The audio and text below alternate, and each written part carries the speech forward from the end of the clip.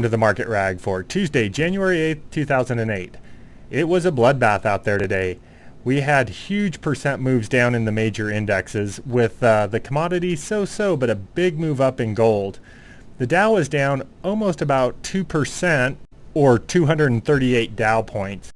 We were at support, and when you get to support, the question is it going to hold or is it going to break? And I think today kind of answered the question for us. Looking at the sentiment grid here, you can see at the very bottom on all this stuff. And what's interesting is look at how low this has brought the Dow even in the 26-week range. This is just ugly out there. Coming over to a chart of the S&P 500, you can see we had this line in the sand right around the 1400 area. Well, today we not only broke it, but we also closed under that, which is never a good sign. You can see this small move up we made this morning, and then the disaster happened in the afternoon. This small move up not only knocked us out of a bunch of shorts, but I think a lot of other people as well. Here's the NASDAQ, and you can see the same sort of situation on it. Gold had a big move up today. Ever since it kind of started going sideways here above resistance, once it started taking off, it's on a dead run. Looking at our sector sentiment grid here, the amount of red is just scary. Some of the better ones, such as energy, you can see has dropped down even yellow on this short time frame. Consumer staples, which was pretty good, utilities, which was pretty good, they've all just faded the last couple days. Now this big move down not only has created a lot of extreme low situations on the indexes, but look at all of these in all these sectors. The transports were one of your biggest areas down, being down over 3.25%.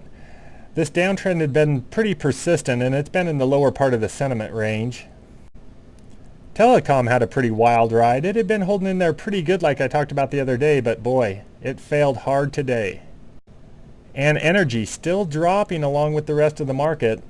I had a little higher hopes when we were above this line in the sand here. Another area that took it on the chin hard today was the financials. Again, once it broke this little support area, it's been a pretty good drop. Utilities tried to put in a good day this morning, but gave it all back when the market started crashing this afternoon. And old consumer discretionary still fallen since it's broken its support area. Looking at the portfolio here, we got stopped out of all our shorts except for our NCTY short, which we decided to keep half of that position. The long is our TOT long, which obviously didn't do good in this kind of environment today, but not too bad. I think sitting in a lot of cash right now may not be the worst situation in the world. We've had a lot of orders out there the last couple days and nothing's been filled, and that's fine with me. I only want these orders if they start going the way we want them to go.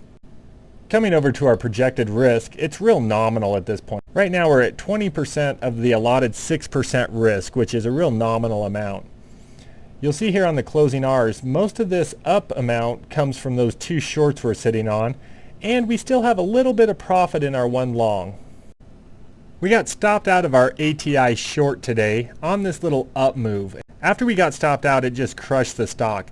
I think this was a real common theme out there. If you were short the market, you got stopped out this morning just to watch it keep going in our direction in the afternoon. But again, when we get a lot of these extreme low sell signals, I got to play it smart and be tight with these stops. To kind of sum things up here, I'm going to keep this market rating at a 2. I know I was dead wrong yesterday keeping it at a 2, but sooner or later some bounce will inevitably happen.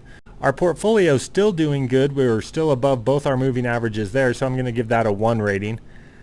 I think I'm going to kind of hold off, leave a few orders out there that we had going already, but I'm not going to place any new ones until I can kind of get a feel for what this market's going to do. If it wants to go down, it'll give us a break to the upside, and we'll capitalize on it then. But I think sitting on our hands isn't the worst strategy in the world right now. You guys enjoy your evening.